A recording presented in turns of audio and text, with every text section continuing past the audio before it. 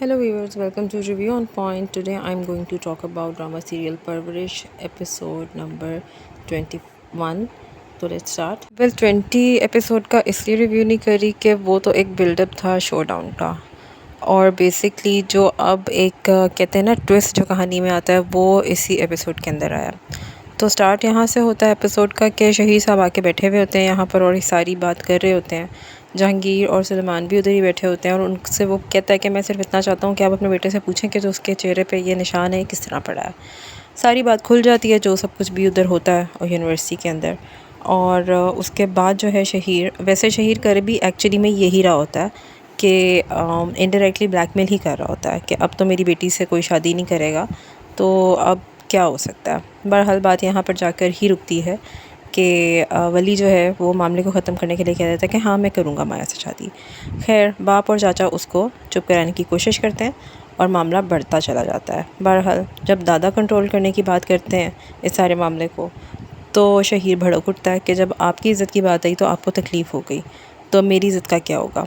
एक बहुत अच्छा डायलॉग वो बोलते हैं शहीद साहब कि जो चीज़ आपसे बर्दाश्त नहीं हो रही वो मैं झेल रहा हूँ या जी रहा हूँ, कुछ इस तरह की बात होती है क्योंकि पीछे बैकग्राउंड भी म्यूज़िक चल रहा होता है। एनीवे दादा ने उनको अब ये कहा है कि आप जाएँ तसल्ली से जाएँ, हम आपकी प्रॉब्लम को समझते हैं, बट मैं 3 दिन के बाद आपको कॉल करके फिर बुलाता हूँ।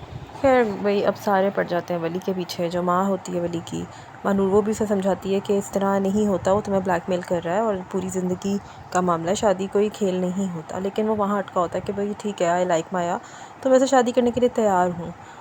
तो फिर बाप कहता है कि अच्छा ठीक है, फिर उसे बोलोगे कहाँ से, सब कुछ कहाँ से करोगे। और वो कहता है कि ठीक है आप मुझे मेडिसिन पढ़ा रहे हैं तो मैं कुछ ना कुछ कर दूँगा। यहाँ पर उसको एक शौक मिलता है जब बाप उसको कहता है कि भाई मैंने मिनिस्टर के मिन्नतें तरले किए थे और उसके बाद तुम्हारा एडमिशन हुआ था, वरना तुम पे तो कोई थूके भी ना। अच्छा एक चीज़ यहाँ पे बहुत ज़्यादा नोटिसेबल है कि जो जहांगीर है वो जिस किस्म की लैंग्वेज यूज़ करता है वली से बात करते हुए, वो बहुत ही ज़्यादा डिस्टर्बिंग है। जिस तरह से वो उसे कहता है कि तुम्हारे मुंह पे कोई थूके ना, बकवास बंद करो, दिस एंड दैट, उसकी बॉडी लैंग्वेज भी और उसकी लैंग्वेज भी बहुत ही ज़्यादा हित अमेज़ होती है कि बहुत ही जैसे डिग्रेड करके बंदा किससे बात करता है तो वो वली से उस तरह से बात करता है।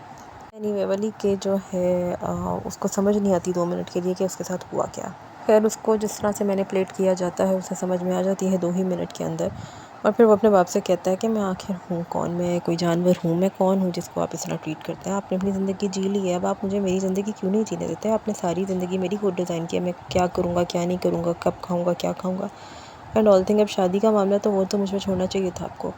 एनीवे फिर बाप उसका दोबारा से एक बदतमीज़ी करता है, उसको आँखें निकाल के वो कहता है कि तुम मेरी औलाद हो, मैंने तुम्हें पैदा किया और मेरा ही हक़ है। जो भी नार्सिसिस्ट किस्म के फ़ादर होते हैं बहुत ही अच्छा तरीके से मतलब इस कैरेक्टर को दिखाया गया कि ये एक नार्सिसिस्ट आदमी है और किस तरह से इसने पूरी फैमिली को डिस्टर्ब वैसे करके रखा हुआ है इस एक आदमी की वजह से। और एनीवे किस तरह से इसके बच्चे जो हैं वो किस अज़ियत से गुज़र रहे हैं, कैसा फ़ील करते हैं, उसे कोई परवाह नहीं है, मगर वो बस अपने हिसाब से सब कुछ चलाना चाहता है।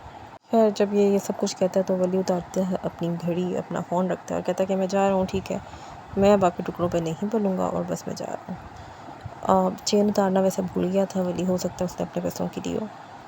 एनीवे वो यहाँ से चला जाता है, जाने लगता है जब, तो माँ रोकती है लेकिन ये किसी की नहीं सुनता। समीर रोकता है, ये किसी की नहीं सुनता। दादा जो है वो एक सेंसिबल आदमी है, वो उसको कर्ज देता है कुछ पैसे और एक फ़ोन देता है कि तुमने इस शर्ट पे जाओ कि तुम मेरे साथ कांटेक्ट में रहोगे। अच्छा वो ये अब ये सारी की सारी जो एक्टिंग थी, ये सारे सीन जो थे, मतलब गूज़बम्प आ रहा था देख के, रोना आ रहा था। इतनी पावरफुल एक्टिंग थी कि लग रहा था कि हम जी रहे हैं इन लोगों की ज़िंदगी, हम जैसे उसी घर में मौजूद हैं, हम फ़ील कर सकते हैं उन चीज़ों को।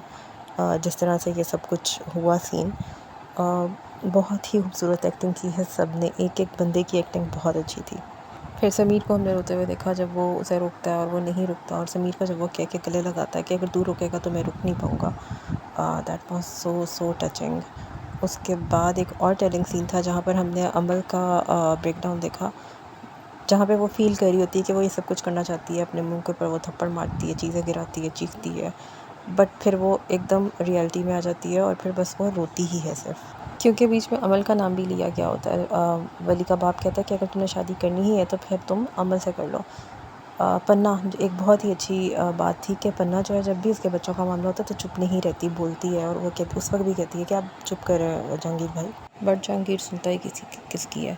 एनीवे जब वली चला जाता है अपनी माँ का हाथ छोड़कर और जिस तरह से वो दिखाया गया कि वो हाथ उठा के खड़ी भी है, तो इस तरह जैसे एक बंदे का सब कुछ लुट जाता है। और अमल और उसकी जो बेटी होती है आनिया, वो उसको कोशिश कर रहे होते हैं कि उसकी माँ जिस शौक़ में उससे निकले। बहरहाल फिर जब जहांगीर साहब आते हैं इनके पास, तो फिर जिस तरह ये फट पड़ती है कि हाउ डेयर यू, और तुमने मेरी ज़िंदगी ख़राब कर दी, मेरे बच्चों की ज़िंदगी ख़राब कर दी, मेरा बेटा ला के दो, मैं यहीं खड़ी हूँ। वो सबकी एक्टिंग, जैसे कि मैंने कहा कि सबकी परफॉर्मेंस बहुत ज़बरदस्त थी, मगर सवेरा नदीम जी की भी यहाँ पर एक्टिंग बहुत ही खूबसूरत थी। जैसे एक बेबस माँ होती है, लग ही नहीं रहा था कि वो एक्ट कर रही हैं। आई डोंट नो कि जहांगीर के साथ मसला क्या है, क्योंकि फिर बाद में हमने जहांगीर को भी रोते हुए देखा है। दूसरी तरफ वली जो है, अब वो निकल पड़ा है अपने रास्तों पे। आई डोंट नो आपने रॉकस्टार फिल्म देखी है रणबीर कपूर की या नहीं, मगर अब ऐसा लगता है कि जैसे वो ही स्टोरी अब चलेगी यहाँ पर। वो कहते हैं ना कि दिल का टूटना ज़रूरी है एक रॉकस्टार बनने के लिए। तो अब जैसे कि ये घर से निकला है और अपनी राह खुद ढूंढेगा, तो इसको फिर इसकी मंजिल मिल ही जाएगी। इतनी अच्छी परफॉर्मेंस थी और इतनी ही ज़्यादा कास्ट है कि किस किस का नाम लेके क्या क्या ही कहा जाए। A to Z बंदे की परफॉर्मेंस, वेदर ये माया का घर हो, शहीद साहब हो, माया खुद हो, उसकी माँ हो, या फिर इस घर में वली और उसके बाप, उसकी बहन, अमल, सबकी एक्टिंग परफॉर्मेंस ज़बरदस्त। मतलब वर्ड्स ही नहीं है कहने के लिए। हर जगह पे इस ड्रामे की इतनी तारीफ़ हुई है, तो मैंने सोचा कि मुझे भी थोड़ा सा पार्ट डालना चाहिए। आप जब ये ड्रामा देख रहे हैं, आई होप आप लोगों को भी अच्छा लग रहा होगा। Tell your feedback in the comments. Now wait and watch. मुझसे तो ऑनेस्टली स्पीकिंग वेट हो ही नहीं रहा आज रात आने वाली एपिसोड का, कि अब किस तरह वली को क्या रास्ता सुझाई देगा। इतना तो वैसे मैंने गेस कर लिया था कुछ एपिसोड पहले। एक गिटार वाले अंकल आए थे, वही इसको मिलेंगे जो इसको इसकी मंजिल तक लेके जाएंगे। Till then you guys take care, अपना ख्याल रखिएगा, share the video, like the video, subscribe the channel. Thank you.